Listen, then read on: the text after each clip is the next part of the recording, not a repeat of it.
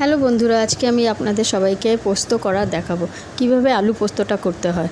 আলু পোস্ত করার জন্য প্রথমে পোস্তটাকে বেটে নেওয়ার পরে আলুগুলোকে কুচি কুচি করে কেটে নেবেন। কেটে নেওয়ার পরে ওটাকে সরষের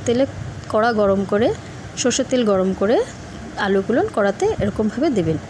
দেওয়ার পরে ভালো করে নাড়ার পরে ওর মধ্যে পরিমাণ মতন নুন আর হলুদ দেবেন। কিছুক্ষণ নাড়ার পরে কাঁচা লঙ্কা দেবেন। কাঁচা লঙ্কা আর জল দিয়ে ওটাকে ভালো করে নেড়ে একটু চাপা দিয়ে রাখবেন।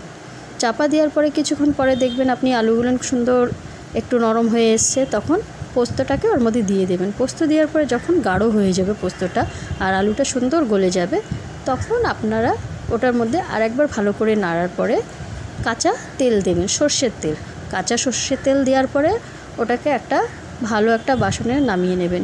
দেখবেন আলু পোস্ত আর গরম ভাত খেতে হেভি লাগে। এরকম কেউ নেই যে আলু পোস্ত পছন্দই করে না, সবাই পছন্দ করে গরম ভাতে আলু পোস্ত খেতে।